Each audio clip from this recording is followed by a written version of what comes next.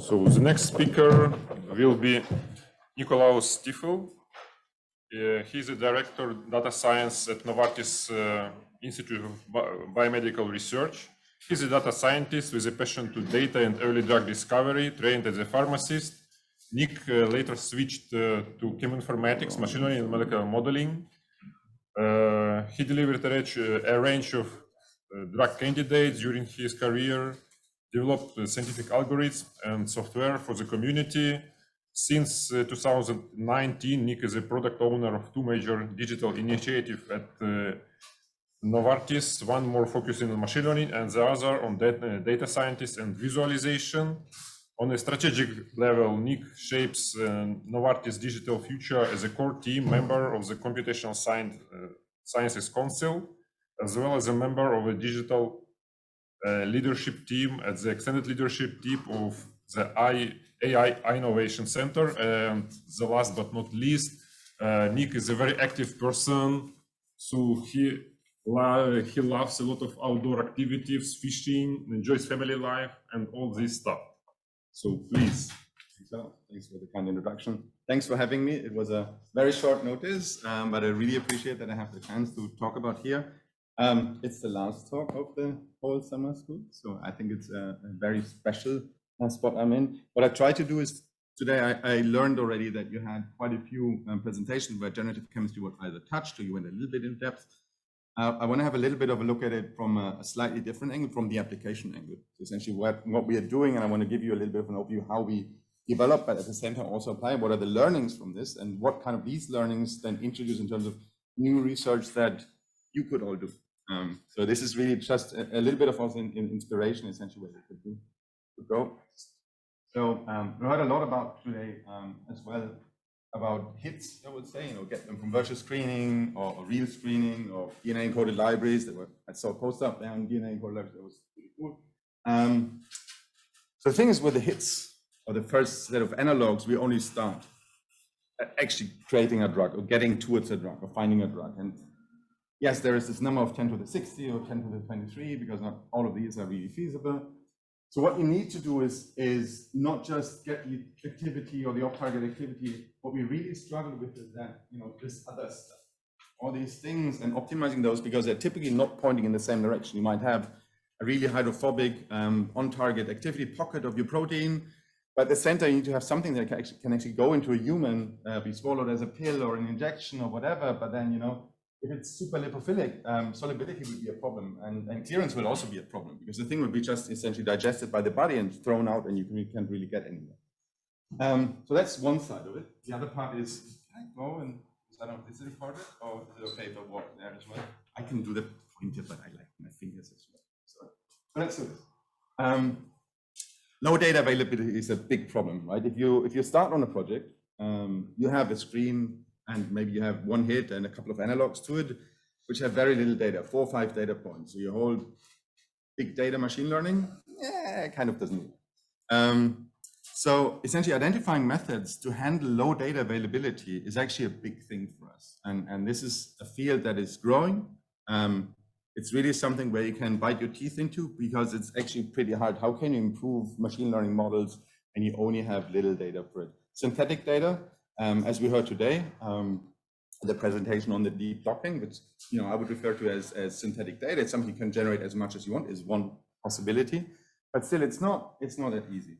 The sampling is also very biased. So when we show things to our chemists that come from a CAD or chemoinformatics system, let's say, they go look at it and say, yeah, that's interesting, but I only pick out the ones that are really, that could be active. Getting a chemist to make a compound to prove that something will be inactive is reasonably hard. So your data sets and your sampling is actually really problematic, and that then leads to the issues that in the end doing well-balanced machine learning models is also tricky. So if you can find something in that space, we'd be super interested. We're also working on this. And then of course you all heard about activity cliffs, magic methyl. So it's very discontinuous depending on what it is. Lipophilicity is kind of okay, but once it gets into activity, especially on target things, it's a problem. So I will kind of briefly touch on this. I guess you heard during that summer school something on all of these. I think Connor was here, so I guess you have heard something on this one. It was something I guess on this one Giesbert and others. I'm not sure about AlphaFold and these things, so protein structure predictions, but this is also something which we're doing quite a bit. This is closing the loop. So essentially, really, it's a loop cycle where you have an autonomous system that we heard a little bit about before, where you actually then also integrate synthesis and feedback loops about, the QC and the analytics of your compound. And by that, you want to build up a system. This is, I would say, more of a dream at the moment. There are some companies who start doing this. We have that as well, but we are far from being at a solution on this one. And then, of course, activity off target. Yeah, we are pretty far advanced. Today, I want to be mostly focus on this one here. And that's one of the key things. So we heard about before that essentially, there was this nice thing with Britney Spears, and at the same time having a really famous chemoinformatician that in the same kind of news article. You see these things here all are not, when you look at the authors or where these things come from, they're actually not from the papers. So when you look at the papers that sit behind these shiny headlights, the authors, the scientists don't say, oh, we've done a drug in 21 days. They say, oh, we found something that actually is now accessible for first in vivo studies in an animal or whatever. So this whole thing about, yeah, we go from 3 years now, we do a drug in 21 days, far from it, right? Even this specific one here, which is from in silico medicine, when you look at the starting structures and where they ended up with, most med chemists look at this, they're like, yeah, that's a so obvious thing, that would be one of the first things we'd do anyway. So a bit careful with this, but there's also actually a lot of things, and I really only picked out 2 from Giesbert because I thought, oh, he's here. He's not here anymore. So still, Giesbert has done some really cool stuff in this space, and here's something we've done in-house as well, where we really went to something with an AI-driven system that actually is, especially in the field of antibacterials and antimalarials and so on, it's easier, let's say, because there's other things that you need to not take into account, especially, what does the body with your drugs. So this is how it works. You start generative chemistry with a non-optimal compound or a set of compounds. Typically, you have a medchem optimization in between, and you have an improved compound at the end. With GenChem, we want to replace the central part here and essentially go from the seed. We encode the seed into a so-called latent space. Different ways of doing this. You get a numerical vector, and then you optimize in this space, starting from your seed and trying to find essentially new compounds that are better. This is driven by predictive models, typically a whole set of, let's say, generic property models and also activity models. And then once you have, if you want that point, you take the numbers, either you add a little bit of noise extra, or you just try and decode from this one here, use the same network that you use here for the decoding, and then you come up with your improved compound. This whole step down here is called the generators. This is the training of your chemical space. One thing that's important to note, that whole process, if you would take out these, let's say, neural network pieces, is something that was there since, I guess, 30 or 30 years already. So it's not that this is a completely new thing, right? We've been doing de novo design with GAs, with just chemoinformatics, rule-based things for a long time. What this thing here allows us is actually to build models directly in the latent space, so these predictive models can be built in this space. And that really makes a difference in terms of how fast you can actually move and track in this space. Okay, so first, computers need to learn chemistry. This is your latent space that I was talking about. There are different ways of doing this. You can take your molecule, and then you can do a vector representation, any sort of vector representation. Here, ECFP is the one that you all know, or Morgan 2, or whatever we name it these days. Smiles is actually something that's used quite a lot, because then you can more or less use all of the natural language processing systems to actually handle characters and chars.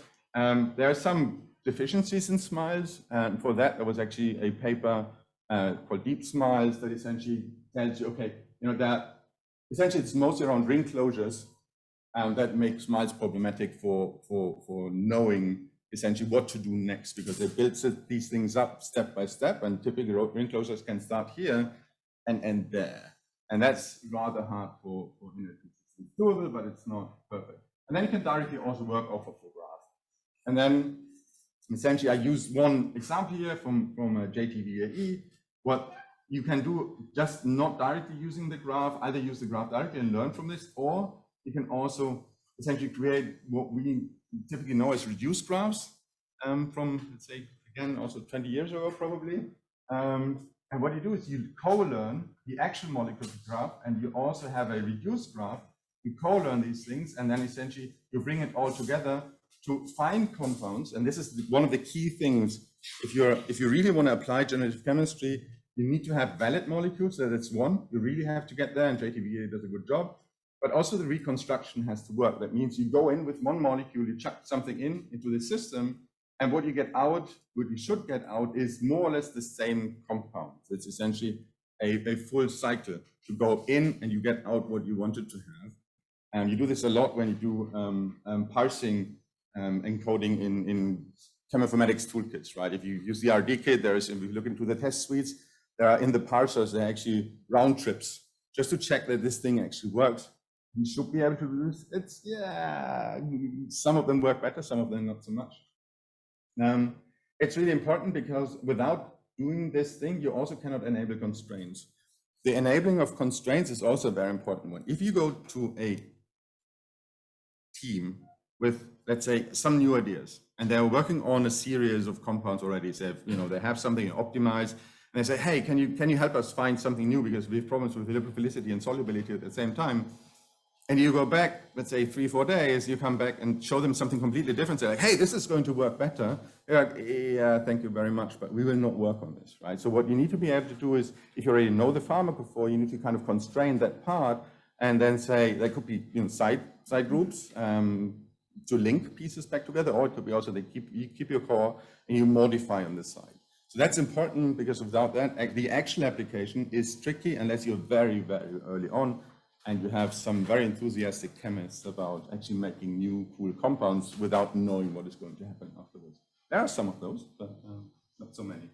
So I talked briefly about this before. There are string-based methods. Essentially what you do, you take your compound, put it into a SMILES, then essentially you have this as a token, and then do a representation learning of this. With graphs, it's more or less the same. You take your compound, you make these vertices and edges, and then you do a representation learning of the individual pieces and how they're connected. One thing that's slightly different, you can start the same thing. We just heard in the previous talk about profiles, transcriptomics, it can be whatever more or less. So you can actually also learn such a profile. And that can be, signatures of compounds, profiles of compounds, even sequences of your target you can use as a description of what compound binds to it. And by that, if you learn it, and I'll come to this in a second, you can then actually also generate new compounds. This is way more explorative, and that's important to also know. There are two major types of these things, I would say. There's an explorative part. It's typically distribution learning. That means you have a set of molecules, say, give me something which looks similar to this. The other one is you have a starting point and say, okay, I want to go here. This is my profile, search that latent space, run through it, and you find some points that are good. Don't sample everything, just go ahead and give me, if you want, the thing that really goes deep and finds the best molecules. So very briefly, I will now switch a little bit gears and say, this is what we do internally, a little bit to get a feeling.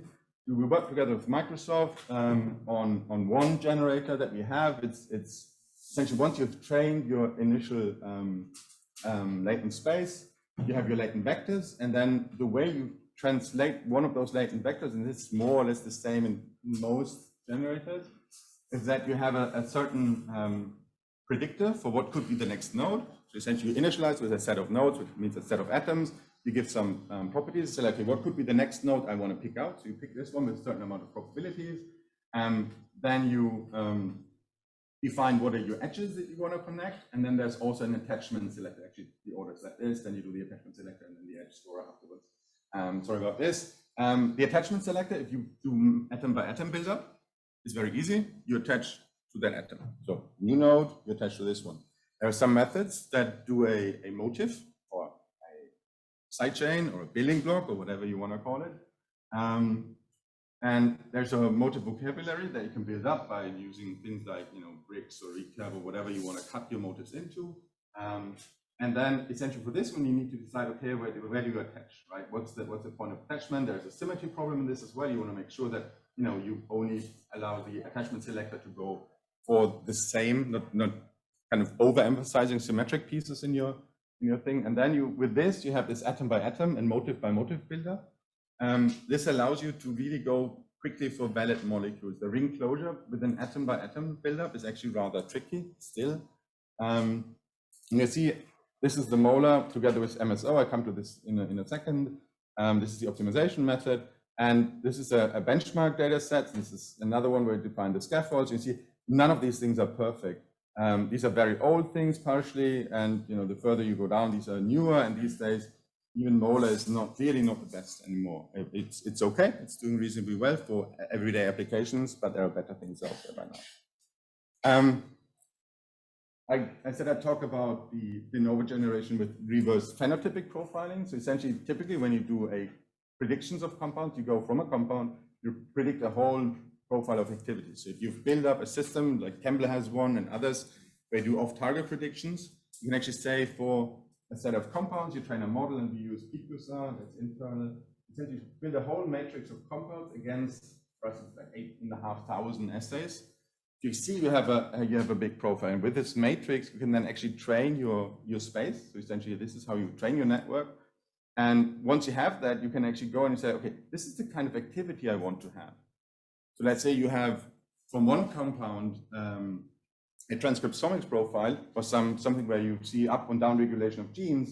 You say, I want to have something that does this. Even some structures who are likely to do that. So it's a completely different way of thinking. You don't start from a structure in this case. The way you do this is more or less you take that vector that you want to have, you add some Gaussian noise in the latent space to this. You pull this into the generator, it will create a molecule in this latent space, a molecule in this point, and then it actually checks, it decodes, and then it checks, is it really a molecule? So does it work? You have to code train if you want the chemistry and the conditions. In that case, it's this profile here. And also doesn't match the condition. It will provide some feedback, and then it does this in a loop. It tries to discriminate the samples. They can really more or less then not distinguish anymore from the real data that you want to achieve. It's a different way of doing, and this is super explorative. I mean, what you get in here, because it doesn't know about what's the next compound to make when you apply this, you see in the output something from a small molecule to a steroid-like compound. It's really natural products we've seen as well. It's really stuff that comes out. Some of those things actually do work. It's amazing how that kind of thing works. Of course, they're making them the compound is a problem. So what we typically do is then we try to find the closest thing you can buy or we have in the archive, and then we see if it works. But some of this stuff is actually pretty amazing. So then the next ones, I will skip through a bit more quickly, I guess, because you're used to this one. So we've built an internal system for these predictive models. I've been talking about you need the predictive models to drive your optimization with the MPO. It's actually rather important that you standardize these things and have it really fast to go. The reason for this is that if you're in a MedChem optimization project, people will come and say like, hey, we need some help, or you proactively say like, let's work on this. This looks good. We can do GenChem on this one. Problem is that if you had a meeting with the folks, you find what is your multi-parameter profile. That means how important is lipophilicity versus hERG versus clearance. It's always different because you can imagine you want to get something in the brain. It will have a different profile if you have something that only should stay in the gut or not even be absorbed, or something topical is also a different profile overall. And then typically for one of those round of iterations, when you started to actually getting some compounds out to the people, a couple of days maximum.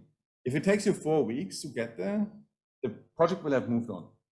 They would just say, yeah, it's okay, thank you very much, but we'll never make this compound, because by then they have new information, the models would need to be updated, and they maybe just found a new move of a nitrogen that will change essentially how your clearance looks like. So it's really, you have to be fast. And for this, we build a system, more or less, put in your raw data, there's some data filtering, we do the molecular representations, different types, essentially molar, CDVD is one of them, or even simple fingerprints.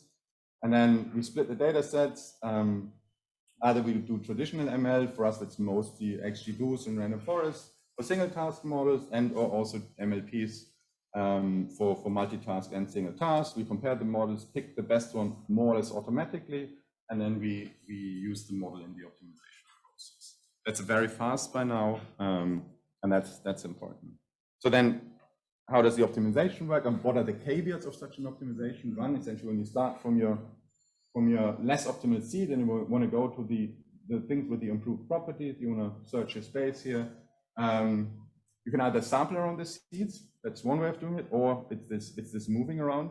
We typically do this part here much more. We define these target property profiles depending on the project. We use the predictive models to really drive this, and for the driving, there are different methods. So it's kind of all known, right? These things are not, again, not new. We personally use a evolution algorithm, MSO, so it's multiple swarm optimization. There are people who use reinforcement learning. I guess you've heard about reInvent in the last couple of days from Ola. So that's with reinforcement learning.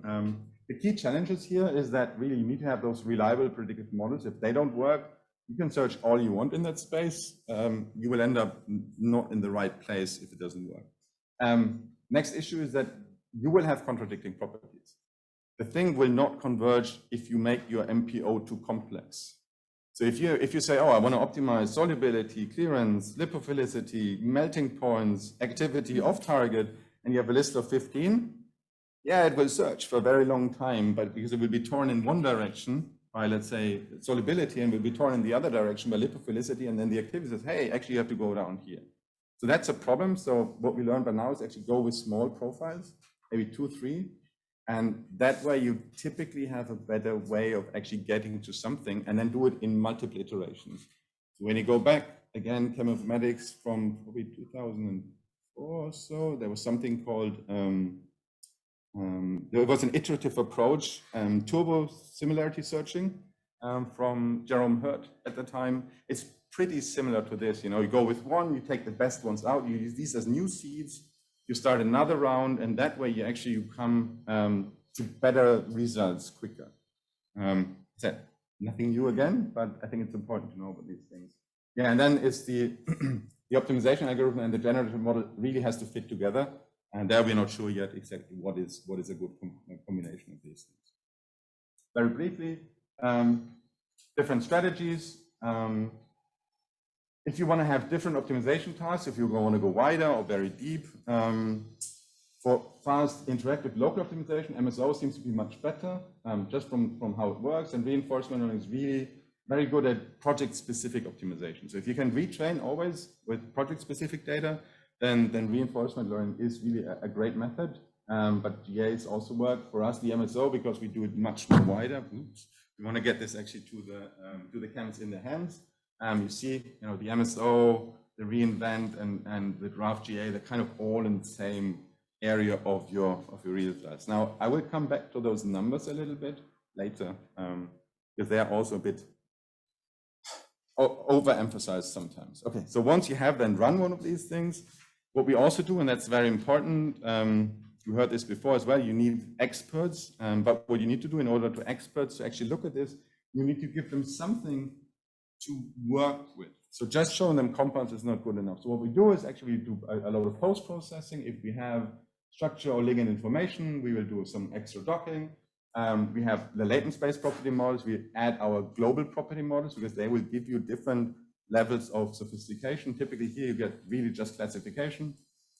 We add substructure alerts. These can be helpful, but again, I come back to this later, why they're sometimes actually not helpful. 2D standard descriptors, because people still look at PSA if they have specific needs. SA scores or AI synth finders is something we use internally.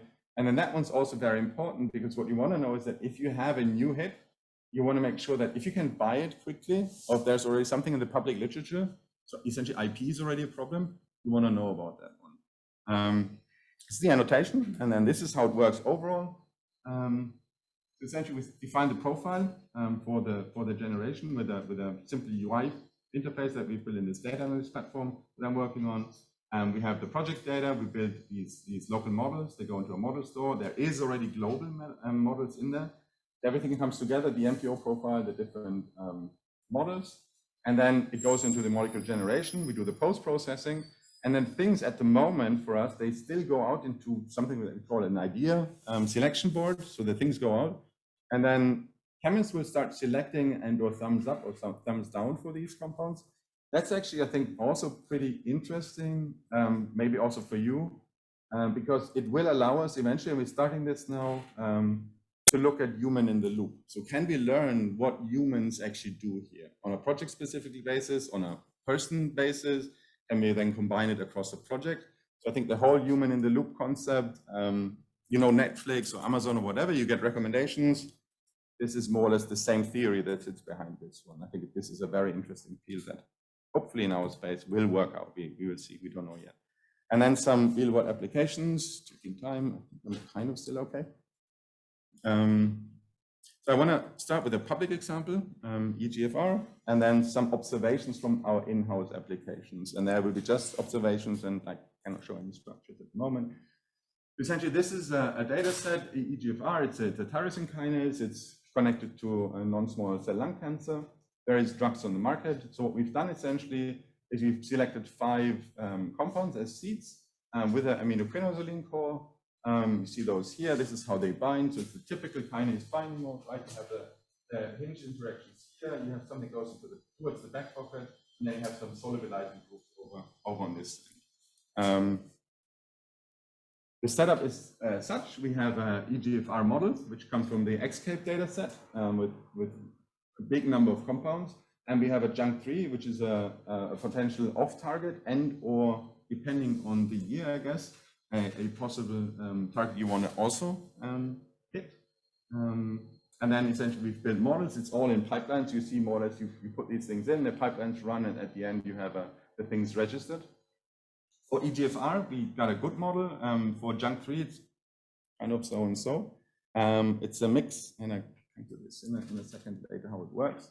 And then we have the MPO and the GenChem run setup. And what you see here is this is what you can choose from. You have a set of local generative chemistry models, the global GenChem models, and structural constraints. You know, simple things like I want to have amides too, maximum, right? So you can have simple things like this in there. It's very important for some of the MedChem projects.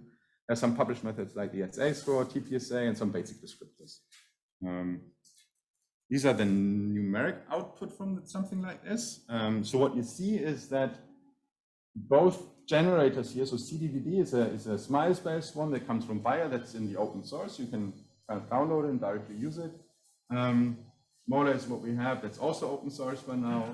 Essentially what you see for both of them is that when you look at the quality parameters, the score goes down for both of them initially, and the quality never is actually, so we have the quality parameters. When we looked at those, this is what I talked about the numbers before, is that actually the numbers sometimes look really good, but the molecules are actually horrible. I mean, when you look at them, you're like, oh my God. So we've put in something specifically for us just to get a bit of a better feeling. But you see they kind of all behave the same. They have the seeds. This is kind of the best things you can have at the beginning or pretty close to it. Goes down and then it kind of comes back and comes up with new solutions that are reasonable roughly in this space. So here, it's a number of optimization steps. When we look at this, we start with 5 seeds. We have 40 particles in our MSO. It's 50 to 100 steps overall. 30,000 compounds were generated in roughly an hour. So you see the numbers already. Try to come up with 30,000 ideas in an hour as a standard medicine chemist. It's kind of tricky. So you see already the breadth you can get, but there's a lot of garbage in this as well. The 2,000 best molecules we keep, and that's per generative model. And then these are the distributions of our data. What you can see is that you have molar in this orangey, and then CDDD in blue, and the little red dots down here are the seed molecules. And we see they're, you know, really behaving differently. So in some areas they are same, like the direct log P, it kind of is okay. The solubility is also kind of okay. But then the SA score, so molar seems to make simpler molecules overall. Whereas the activity actually is way better on the side of CDDD, at least, you know, there's a bigger peak over here than with molar. So it kind of tells us that you need multiple generators. I don't think we need many more, actually. We had a couple other tests, and you know, at some point it kind of converges. But just like with the docking example we had today in the presentation, like 5 different docking runs, with generators, it's about the same. You know, use a couple more and you get there. Then when you look at the qualitative results of this, this is a chemical space mapping. These are all the project compounds in gray. So it's really a large diverse set, but then only essentially So this is the Xcape data set, but only some parts of this were actually used as seeds, and there's also a diverse set of series in there, so this is why it's so spread. And what you see is that with an increasing setting of an exploration level, you have your seeds here, and what is happening is that very close by, more or less, both molar and CDDD generate compounds which are kind of close by, but between the seeds. Molar does that more than CDDD. And the moment you start going up with your exploration level, actually molar starts to also push out more. CDD stays closer, seems to go deeper. And the compounds, as you can see here, when you take those, they actually look like something that could come from a chemist. So we've done the Turing test in so far that we show these to chemists, and one of the first reactions was like, oh yeah, but I could have come up with these molecules as well. Which, you know, initially sounds like, oh, this is not good, right? But when you think about it, actually we managed to do something that is like a Turing test, right? Because you cannot distinguish it anymore from what a chemist could have come up with. Of course, you can always ask, like, so why didn't you? But that's a different question. So this is how the post-processing output looks like. You know, you have a docking, you can look at this. This is one of our internal systems that I built a long time ago, really dated, so we're just replacing this. But people can quickly go through it, understand the diversity. There's some clustering in there. There's the annotations, ROC scores, and so on and so on. And this is then essentially how they can code for the things. So let me switch over in the last 3 minutes to a little bit of what we've done in-house. So very briefly, we have a diverse set of projects. We use different challenges level, I would say. The model feasibility is different for those. And some of those are target-based, so we have structural information. Some of those are ligand-based. We want to really be broad because this is still new for us, and we still have to kind of do the proof of concept and really see where can we use this and where is it good? Is it good in early projects, late projects, somewhere in the middle? Late projects are always problematic. You have more data, but they're always problematic because they really focus on a very narrow space. Early ones are great, but you don't have so much data, so it's kind of always a trade-off. And we also wanted to really, in this early exploration, to have a benefit for both, because we're still learning, and the implementation pieces that the Medchem teams have something from that, but we also wanted to get this feedback and come to the feedback at the end of the presentation. So this is project one. The setup is as follows. You have all the project compounds. The highly actives are kind of clustering in this space a little bit here as well. We've taken out some seeds in that space here. And what you can see is essentially we have more or less a scaffold. The R2, we cannot really touch. This is, you touch this one, the thing goes completely either wild or, you know, it's minor changes, probably magic meter-like. R1 is really the main interest, because with that we can specifically also optimize permeability, lipophilicity, and solubility.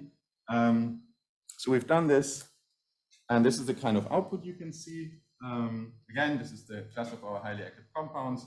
And what you see is that molar really is able kind of to go into a certain space, but doesn't touch other spaces. And the same is true for CDDD.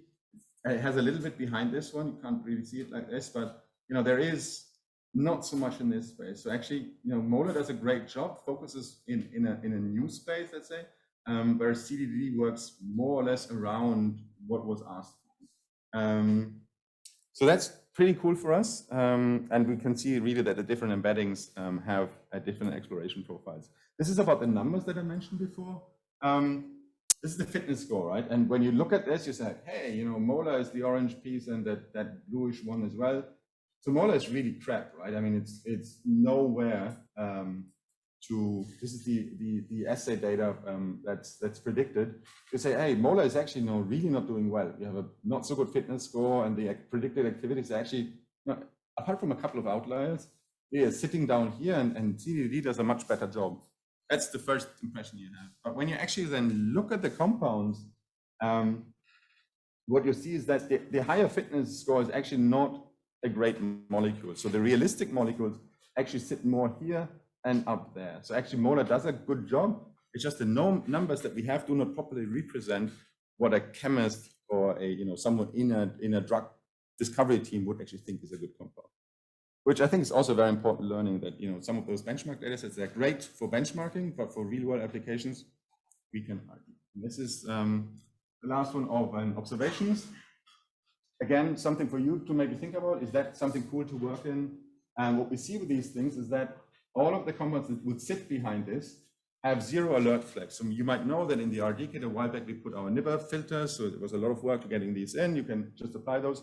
No flags for any of these compounds. Now when you look at this, that's a lot of hydroxyls here. I mean, you cannot show this really to a chemist unless he's into sugar chemistry. They would like it, otherwise no way. So you have repeating motifs. Our filters just don't pick this up because we don't have this in anywhere in our databases. That's the problem, right? We're generating stuff that people have not done before, and that's a problem. The other one, I call these gremlins, again, compounds with great numbers. So like, you know, I don't know, you're young. So the gremlins in the good old days were cute little things that you shouldn't feed after midnight, right? Because then they become real monsters. I mean, number-wise, these are great, right? But when you look at them, look at these rings or something like that. I mean, you show this to a chemist and they say like, go away, GenChem doesn't work. And the last one is also, you know, it's very highly strained rings, very reactive pieces. So again, those things are just not captured by our filters. And we need to find methods to come up with essentially identifying a chemistry applicability domain, if you want, of our filter spaces. That would be a tough one, I guess, but I think it's a very interesting question. So the take-home messages, really for GenChem, even though the stories tell you it's magic, you know, we will have drugs in 21 days, no. It's really great for augmentation using ML methods, at least for now. Maybe in 5 years or in 10 years when we have the full cycle automated, it might be different. The surprises is really how far you go with your target property profile. This is when you will really either see really surprises or not. And that's something you have to tell your chemistry teams later on when you work in projects or so. You know, tell them, look, this might not give you a surprise. It will give you solid molecules that you can just work on. They're still new. We still learn. Every project has new tricks. We have reliable property models. They need to be in the MPO. Otherwise, you know, it's not there. If you can come up with uncertainty estimation, think about how to use uncertainty estimation for machine learning models. That's also a whole field in itself, which I think is super interesting, and it will make a difference in the future the more we automate. I talked about the generators, really go diverse. You can find different things with this. And the key thing really from a drug discovery perspective, if you would go into industry, into a drug discovery project, you have to be fast. So that thing has to be integrated. It cannot take you 2 weeks to come back with results. You really have to be fast, get it set up, and then within 2, 3, 4 days, you need to have an answer, prioritize list and say, hey guys, you can look at this now. Let's sit down and see what is good. And with that, that's of course work of a lot of people. So thanks to all of those, different pieces all over the place, Microsoft there, folks from us across all the sites, and thanks for the attention.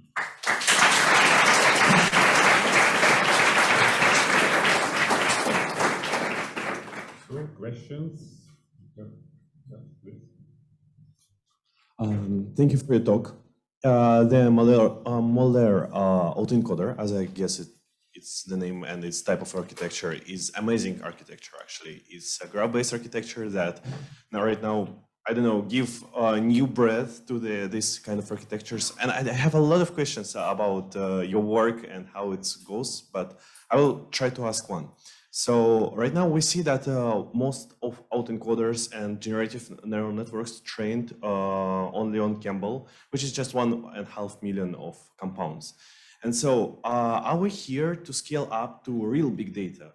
Are we here to train on the sync or on the Yenamin real? And what we will meet if we are not here yet? Yeah, no, I think that's really a great question. Actually, it's a question that we have not answered internally at the moment. So we are debating, we've been debating more than once, do we even need to retrain? Because with the basic data sets that are there for Molar that we've trained, when you look at the sampling and then compare it, for example, to our in-house stuff, actually, there's not a lot of extra chemistry there.